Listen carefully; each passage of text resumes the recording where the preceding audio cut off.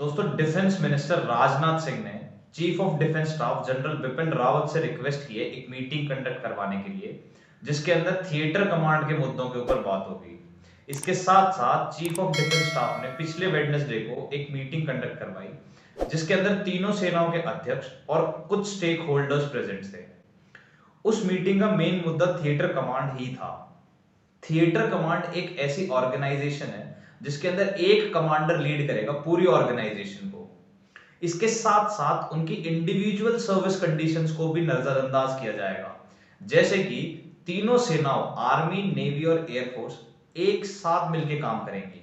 दोस्तों, 2017 में प्रधानमंत्री नरेंद्र मोदी की गवर्नमेंट ने थिएटर कमांड के कॉन्सेप्ट के प्रपोजल को एक्सेप्ट किया था। इसके साथ ही जनरल बिपिन रावत को आर्मी रीऑर्गेनाइज करने के लिए बोल दिया गया। दोस्तों, मालदीव जैसी छोटी कंट्री से लेके यूएसए जैसी बड़ी इकोनॉमिक कंट्री के पास भी थिएटर कमांड के कॉन्सेप्ट हैं। इसके साथ साथ ही इंडिया के जो पड़ोसी देश हैं, पाकिस्तान और चाइना, उनके पास भी थिएटर कमांड के कॉन्सेप्ट्स हैं। चाइना ने तो अपने 7 मिलिट्री डिस्ट्रिक्ट्स को 5 थिएटर कमांड्स में कन्वर्ट कर दिया है। दोस्तों, इसके साथ साथ चाइना हेल्प कर रहा है पाकिस्तान को थिएटर कमांड एस्टैब्लिश करने के लिए। तो ये मुद्दा और भी इंपॉर्टेंट हो जाता है इंडिया जैसी कंट्री के लिए। दोस्तों, इस मीटिंग में कुछ मुद्दों पे बात हुई और इंडियन आर्मी और इंडियन नेवी ने बहुत सारे मुद्दों को सपोर्ट किया, जबकि इंडियन एयरफोर्स अभी भी कंफ्यूज है कुछ मुद्दों को लेके, जैसे कि अगर एक ऑर्गेनाइजेशन बनी तो उसकी नेमिंग कैसे होगी, इस ऑर्गेनाइजेशन का स्ट्रक्चर क्या होगा, रिसोर्सेज का डिवीजन कैसे होगा, और भी बहुत सारी बातों को लेके एयरफोर्स अभी भी कंफ्यूज्ड है। दोस्तों, एक एग्जांपल देता हूं आपको।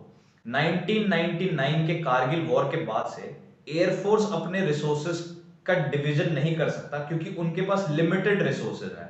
अब ये गलती इंडियन गवर्नमेंट की भी हो सकती है कि वो लोग इतना बजट पास नहीं कर रहे हैं जिससे एयरफोर्स की रिक्वायरमेंट हो सके। दोस्तों, सोर्सेज का तो ये भी मानना है कि इंडियन आर्मी और इंडियन नेवी की ऑफिशियल फाइलों पे आज भी Indian headquarters ministry of defence लिखा रहता है। वहीं दूसरी तरफ इंडियन एयरफोर्स की ऑफिशियल फाइलों के ऊपर आज भी एयर हेडक्वार्टर्स लिखा रहता है। अब इंडियन एयरफोर्सेस अपने आप में एक ऑटोनॉमस बॉडी है। दोस्तों, मेरा मतलब ये नहीं है कि मैं किसी भी सर्विसेज की निंदा करूं, लेकिन ये फैक्ट्स है। अब दोस्तों, ये तो थी न्यूज थिएटर कमांड की, उस मीटिंग में क्या क्या मुद्दों पे बात हुई। अब थिएटर कमांड के कॉन्सेप्ट्स को अच्छे से समझते हैं। देखो, थिएटर कमांड एक ऐसा ऑर्गेनाइजेशन प्रोड्यूस करेगा जिसके अंदर एक सीनियर कमांडर पूरे कमांड को लीड करेगा। दोस्तों, इसके अंदर रिसोर्सेज का डिवीजन भी रहेगा तीनों सर्विसेज के बीच में। इसके साथ साथ किसी भी सर्विस को इंडिविजुअल परमिशन नहीं लेनी पड़ेगी गवर्नमेंट ऑफ इंडिया से। अब ये ऑर्गेनाइजेशन कंडक्ट करवाना अपने आप में एक सही बात है, क्योंकि इंडिया और चाइना इस कॉन्सेप्ट को लेके बहुत तेजी से बढ़ रहे हैं। दोस्तों, जब भी पार्लियामेंट में कोई बिल पास होता है या कोई भी प्रपोजल रखा जाता है, उसके कुछ नेगेटिव और कुछ पॉजिटिव पॉइंट्स होते ही होते हैं। इसमें भी कुछ नेगेटिव और पॉजिटिव पॉइंट्स सामने आए। देखिए, पॉजिटिव पॉइंट्स ये बताते हैं कि जो थिएटर कमांडर्स होंगे, यानी कि जो सीनियर कमांडर्स होंगे, वो लीड करेंगे पूरी कमांड को।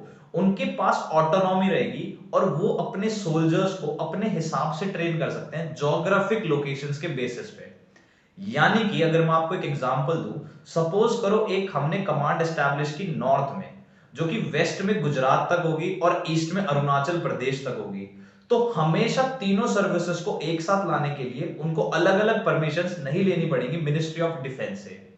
इसके साथ साथ उनको यह भी बताया जाएगा कि उनकी ट्रेनिंग में कौन कौन से पार्ट्स इंपॉर्टेंट हैं। इसके बाद जो डिवीजन है रिसोर्सेज का, यानी कि जो लॉजिस्टिक रिसोर्सेज हैं, उनका भी डिवीजन बहुत अच्छे से होगा। और दोस्तों, ये जो कॉन्सेप्ट है, ये सर्विस कमांड को छोड़ के इंडिविजुअल कमांड की तरफ लेके जाएगा। ये अपने आप में एक बहुत बड़ा पॉजिटिव पॉइंट है।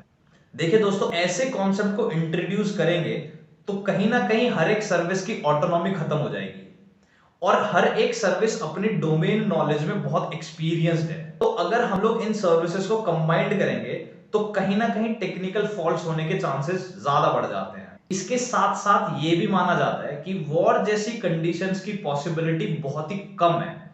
अभी पूरा वर्ल्ड डिजिटल रेवोल्यूशन की तरफ बढ़ रहा है, तो लैंड वॉर्स होना ना के बराबर है। देखिए दोस्तों, कम्युनिकेशन नेटवर्क के बदौलत तीनों सर्विसेज को एक साथ कहीं भी किसी भी टाइम पे कंबाइन किया जा सकता है। तो इस नए कॉन्सेप्ट की इंट्रोडक्शन का कोई सवाल ही नहीं होता। अभी तक इंडिया में सिर्फ दो ही थिएटर कमांड्स बने हैं, पहला है एसएफसी और दूसरा है एएनसी, स्पेशल फोर्सेस कमांड और अंडमान निकोबार कमांड। दोस्तों, स्पेशलाइज्ड फोर्सेस कमांड सिर्फ न्यूक्लियर एसेट्स को देखता है। इसके साथ साथ जब भी कोई बिल पार्लियामेंट में आता है तो कमिटी अपना रिव्यू करती है और कमिटीज के पास ये बिल जाता है। कमिटीज की रिपोर्ट के आधार पे हम लोग इस बिल की प्रेजेंटेशन करते हैं। दोस्तों, कारगिल रिव्यू कमेटी और शेरकर कमेटी ने ये बोला है कि नेशनल सिक्योरिटी के डायनामिक्स भी चेंज हो रहे हैं और साइबर अटैक, हैक्स या ऑटोमेशन जैसे चैलेंजेस सिर्फ ज्वाइंट ऑपरेशन से ही हो सकते हैं। अब आपके जो भी ओपिनियंस हैं वो जरूर कमेंट करके बताइए।